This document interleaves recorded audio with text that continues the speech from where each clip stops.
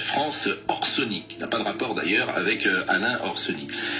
Et après, je vous ai demandé de venir lundi lorsqu'on a appris cette information, et vous m'avez dit moi je peux pas parce qu'effectivement vous avez été engagé dans la défense de ceux qui en voulaient, si j'ai bien compris, à Alain Orsoni. Ben, non, moi, il y a deux choses. D'abord, je respecte le deuil de la famille, donc j'ai pas à commenter.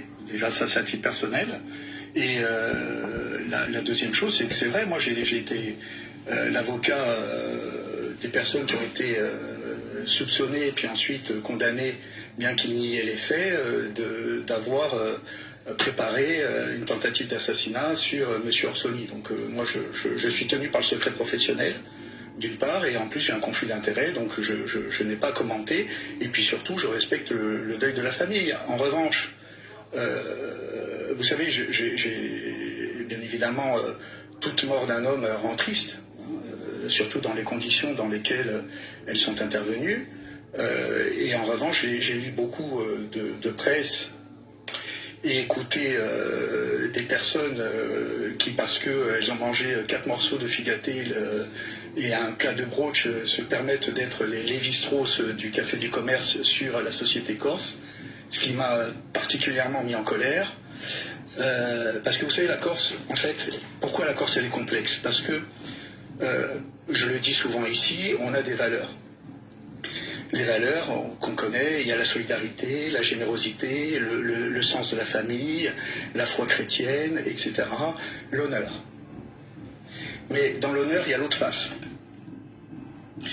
L'autre face, elle est sombre.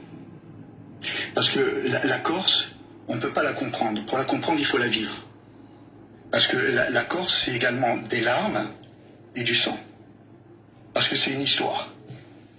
C'est une histoire d'un peuple qui s'est toujours battu, d'accord, qui a été souvent envahi, mais qui n'a jamais été conquis.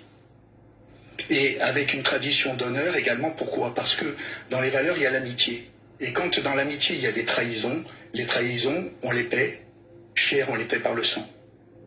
Voilà, alors après on peut dire, je justifie rien, attention, hein. C'est pas une justification. Certains vont entendre dans vos paroles une forme d'excuse. Il n'y a aucune excuse. Simplement, on est comme on est. Aujourd'hui, la vendetta, la vengeance, et attention, hein, il n'y a aucun lien entre ce que je dis et avec l'assassinat de M. Orsoni. Hein. Je parle d'une manière générale et je réponds à tous ces personnes qui se sont, parce qu'elles ont écrit 3 livres, qui se sentent investies d'avoir compris le peuple corse. Vous savez, ok, bravo, très bien, ok, elles mettent des CD de polyphonie et elles pensent que ça y est, elles ont compris comment est l'âme corse. Pas de problème.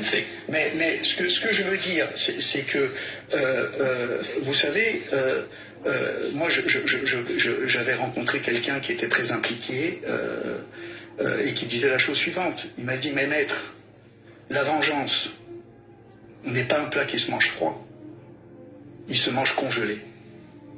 C'est-à-dire que les trahisons d'un jour, et si en plus vous avez touché le sang, eh ben vous les payez. C'est comme ça. Voilà. Alors, j'aime pas être fataliste, mais c'est un peuple rude, le peuple corse. C'est un peuple qui a souffert, qui souffre encore. On ne sait pas encore ce qui se passe dans les villages, quand je veux dire de la dureté des vies. D'accord. L'été on vient, c'est une carte postale, il fait très très beau, les gens sont accueillants, voilà, on se sent chez soi, etc. Mais ensuite, il y a la dureté de la vie. Et les trahisons, ça passe pas. Parce que le sens de l'amitié, il est tellement fort que, obligatoirement, on ne peut pas le truc. Et dernier point.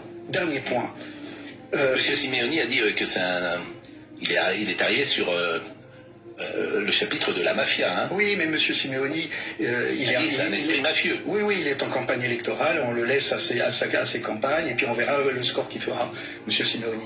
M. Simeoni, ça fait 10 ans qu'il est au pouvoir, et vous allez faire un micro-trottoir en Corse, et vous allez voir ce qu'on va vous dire de M. Simeoni. Mais je ferme la parenthèse. Bon, s'il nous écoute, il peut répondre, évidemment. Évidemment, il n'y a pas de souci. Le président de l'Assemblée territoriale de Corse. Gilles Simeoni. Ce que je veux dire également, c'est que sur la mafia, justement, Donc c'est la mafia, etc. Ce qui est très curieux, c'est que vous avez un ancien policier, un policier qui est également historien, qui fait un livre en disant la mafia en Corse, c'est pas la définition de la mafia. Il y a des bandes criminelles, mais il n'y a pas d'horizontalité. C'est une horizontalité et pas de verticalité. Voilà ce qu'il dit. Et surtout, on s'aperçoit, et ça c'est le travail de la police et de la justice, il n'y a pas de problème. Ils font des listes. Ils font des listes avec des noms. En disant, telle bande criminelle, il y a 15 personnes. Ok, il y a des gens qui ont le profil d'être sur les listes. Il y en a d'autres qui l'ont pas.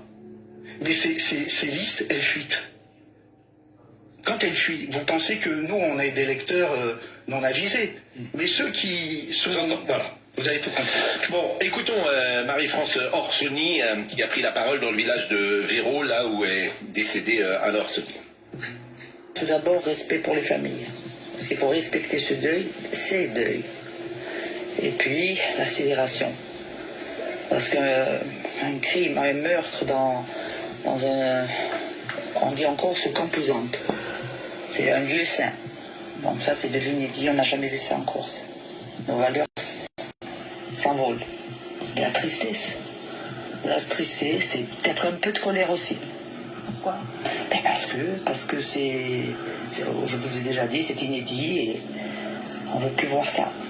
Bon, voilà ce qu'on pouvait dire ce matin sur ce sujet.